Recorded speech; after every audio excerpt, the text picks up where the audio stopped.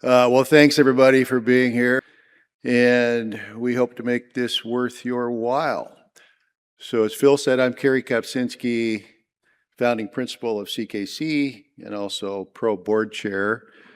And what I'm going to do is walk you through fairly quickly. The real meat of this presentation today, of the session today, is the task group reports. We have 6 strategic initiatives with pro, and we have 5 very active task groups that are going to give some updates. That's the meat of our session. I'm going to walk you through real quickly the background and history of pro. For those of you who've been around a while, this will be a walk down memory lane because it'll be some repeat material. For those of you who aren't that familiar with pro, hopefully you'll pick up a little more understanding of what we're about and why we're doing what we're doing. So to step right into this, this is the infamous McKinsey report issued 8 years ago now. Hard to believe, but it goes back 8 years. But this is part of what stimulated the idea behind pro. McKinsey went around the world, 41 countries. They assembled data from all 41 countries relative to the construction industry. And then they compiled it in a very nicely written report. And the purpose of the report was to do some benchmarking. Where does construction stand relative to other industry worldwide? And it was pretty gloomy. It was pretty gloomy. The conclusions they came to were not good. They basically said construction, in fact, in these very words, they said the construction industry seems to be stuck in a time warp. It seems to be stuck in a time warp where they make progress in some areas, but they regress in others, and the net effect is they're not gaining ground productivity-wise. They're gaining a lot of ground. I mean, this is not totally negative news. They're gaining a lot of ground in some areas, but not so much in others. So it wasn't a real good report. And part of what they came out with, this is from a couple of different reports, actually. This on the left here is the National Bureau of Economic Research. This came from McKinsey over here. But focus for a moment on this. So focus on this. This yellow or orange line is construction inflation.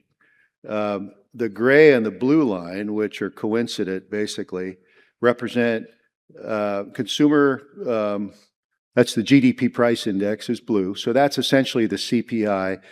Construction intermediate price index represents raw materials. So the construction intermediates are nails, drywall, lumber, steel. These are all the materials that go into building a building. This is the actual completed building. So what's interesting is everything tracks pretty well together until the 1970s. And then by about 1980, mid-80s, construction takes off on its own trajectory, and it's basically double the CPI.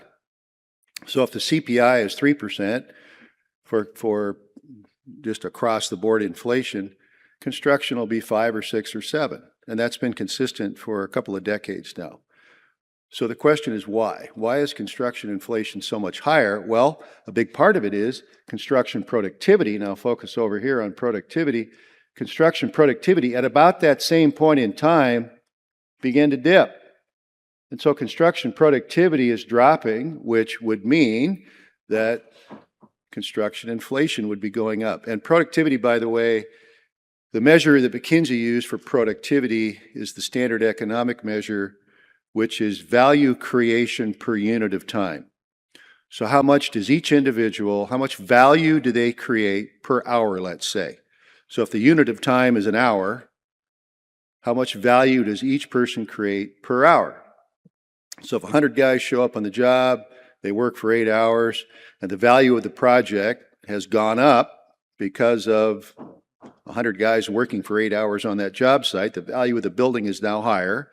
How much value did those 100 guys create on that job site? That's the measure of productivity.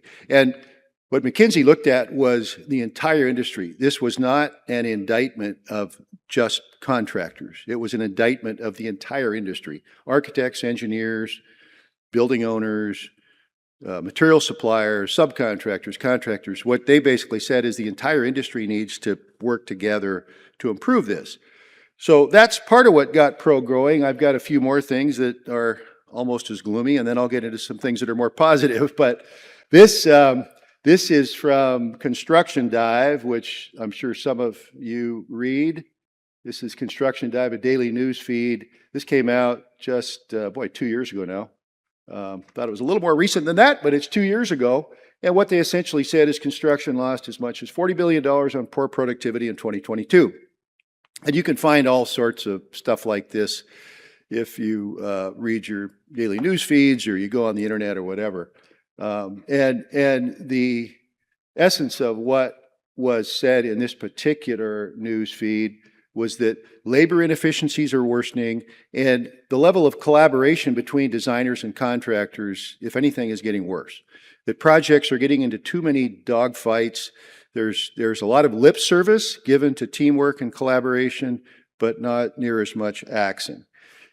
And here's another one that came out just last year, 2024, August of 2024. This one was very similar. Delivering and construction productivity is no longer optional. And what they essentially said was there's a two-pronged problem. One, productivity is dropping in the construction industry, or at best, maybe flatlined. It's flatlined. And the other thing is that the availability of skilled labor, which those of you in the world of construction would be well aware of, is becoming a real critical issue.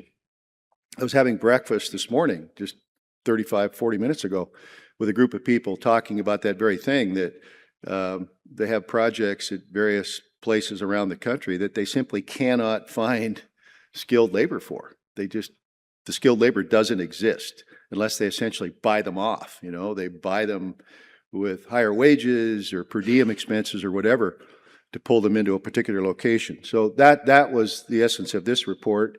And back to McKinsey, actually out of that same report, this August 9th, 2024 McKinsey news feed, they show U.S. construction productivity, global construction productivity. The U.S. is this line, China is that line. So if you look at global construction productivity excluding China, it doesn't look quite as bad. It's basically flatlined. It's flatlined globally. If you look at China, they're up here and the U.S. is down here. Now, part of what allows China to be climbing so rapidly is they started from a much lower level. So if you take a country where construction productivity is very, very, very low, it's easier for them to show rapid progress because they're starting at a much lower point. The U.S. is a much more developed construction industry, so it's more difficult to make progress. But again, the essence of this report, if you look at the global index here, it's flatline. And it's a combination of not just contractors, but all of us, designers, material suppliers, subcontractors, contractors, and ownership, who oftentimes are blind to this. The average owner-developer, I don't think, quite understands how to go about improving the construction industry because they buy everything at auction. They buy architects at an auction. They buy structural engineers at an auction. They buy contractors at an auction. They take the cheapest fee and they hire the cheapest firm. And I know with respect to structural engineering, I see this all the time. They assume that 3 different structural engineering firms are all the same. They're all licensed. They're all qualified. They're all using the same building code. And if they're using the same building code and they're all following the same laws of physics, well, they must be producing the same design. So they take the cheapest fee, and that's who they hire, when in fact, 3 different structural engineers can view the world a lot differently. So that's part of the problem. We're all part of the problem. So what did we do with all this? A number of years ago, we formed an ACI board task group. This was just as I was becoming ACI president, actually. I was over here, and we had a group of a lot of very good people who got involved. And what we came up with was the idea behind PRO. So this is a very important slide. The essence of PRO is very, very powerful. We have the benefit of ACI's resources. So we are joined at the hip to ACI. PRO is joined at the hip to ACI, but we are independent. We are 2 independent organizations. So PRO is a 501c3 entity that works with ACI, but is not beholden to ACI. So we are not encumbered by the ACI bylaws and consensus-based process. And that's very, very powerful because we have access to their marketing department, their administrative people, their technical resources, and we pay for that. Pro pays ACI for their assistance, but we do not need to follow the consensus-based process to issue documents. So we can produce a document like this, and some of you have seen this, I hope, some maybe not. This is a printed version of our constructability blueprint, which was written, edited, and issued in about a year, start to finish. Start to finish, this entire document. This is available for free on our website, on the Pro website. You can download this, and a lot of people have and are. I've had professors tell me they'd like to use it as a textbook to teach graduate classes in construction, graduate engineering courses in construction. So the constructability blueprint was essentially written, edited, and published in about a year. If this had been an ACI document following consensus-based rules, multiply that times 10. This would be a 10-year effort. This would be a 10-year effort. So Pro is nimble and quick. We're fast.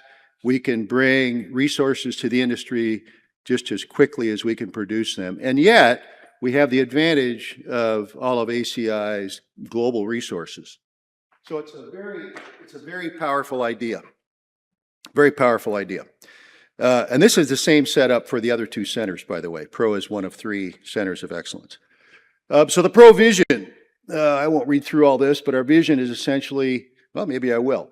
Our vision is a concrete industry where the productivity potential of contemporary materials and construction systems is fully realized and continually advanced. So what we mean by that is looking into the future, if we can reach a point where the full productivity potential of modern construction systems, forming systems, placing and pouring systems are fully realized and continually improved. That's our vision. Our mission is to collaborate. This is the key word, to collaborate. Designers, material suppliers, builders, other industry stakeholders, which would include owners, developers, to improve the constructability of design and the productivity of construction. Because if we improve constructability, we automatically improve productivity. If designers produce designs that incorporate constructability principles, then automatically construction productivity improves. If designs are easier to build, the job site is more productive. That's the idea. So, Pro strategic initiatives, this is what you're going to hear about this morning. 6 of these. So we improve constructability, that's been our first focus. We contractually align risk and reward. Too often, you get all the different players in a project, all the designers, the subcontractors, general contractors, you name it, and there's disproportionate sharing of risk. So some firms end up with enormous risk just by virtue of indemnification agreements that are cleverly written that basically say anything that happens is your fault. Doesn't matter what it is, even if I did it, it's your fault. Indemnifications can say that. So what we're trying to do is break down the barriers that can be created by contracts. Contracts can create barriers to innovation and to forward thinking. Incentivize innovation, you'll hear about that. Improve collaboration and teamwork. Improve construction document completeness and coordination. I think ASCC on a number of occasions has polled their members formally, informally, and what they always find is that the membership of ASCC, the concrete contractors, believe that that is one of the single biggest issues in the industry. Documents are not complete, they're not coordinated, and they create trouble out in the field. And then finally, accelerate the adoption of productivity enhancing products, tools, and systems. How do we take ideas that are valid, they're good, they've been vetted, they've been researched in laboratories, how do we move them from that point into the field quickly without having to run the gauntlet of documents and codes and bureaucracies and, peer reviews and everything else? So that's where we're headed. So before I move forward and we get into the meat of this morning's session, I want to talk to you just briefly about an invitation that Pro received a while back. We received an invitation to go down to Brazil and speak to a conference in Sao Paulo. Accepted the invitation. I went down just a few weeks ago. I was there a little less than 3 weeks ago, about 2.5 weeks ago. They organized their entire annual structural engineering conference around Pro. So they said that they were so enthused about what Pro was doing that they wanted to get all their structural engineers together for the annual conference, and it was going to be a pro-centric meeting, which it was. So I'll show you real quickly some of the sponsors. Look at the sponsors. So Gerdau. This light pointer works. Well, it's not working for some reason. There it is. Gerdau, a whole host of people here, a lot of collaborating organizations. Their language is Portuguese, by the way, so unless you speak Portuguese, you wouldn't be expected to read all this. But in any event, really well-attended symposium. 300 to 350 people were there. A lot of enthusiasm. This was the room that we all spoke in. I believe that was me up on the stage. I gave the keynote address, hour-long address about Pro and what we're doing. There I am, a bunch of other speakers. This gentleman, Ricardo, really wonderful guy. Very excited about what we're doing right here at ACI with Pro. And we had a big party afterwards. And these guys know how to party. So that was the band. And my ears are still ringing from that after party. I'm telling you, when these guys fired up, wow, the walls were rattling. It was pretty bad. But before I step off and introduce our next speaker, or give it back to Phil here, the very first thing they wanted to discuss when I arrived in Sao Paulo, they took me off to a local design office. They wanted to give me a tour of some of the projects they were doing. But before they gave me the tour of their projects, we walked into the conference room, and they picked up a printed copy of this document that they had printed out and bound, and they said, "We want to hear all about this. Please tell us all about this. We're really excited about what you've done." And they also said, "Would you translate it into Portuguese so we can use it in Brazil?" And I thought, wow, that is music to my ears. All the way down in South America, they have already downloaded our document. They're using it for their buildings, and they want it translated to Portuguese. So the impact of what we're doing right here with Pro is resonating. With that, I think Phil is going to pull me off I think that's why you're coming up here. Absolutely. Yeah. All right. Thank you very much.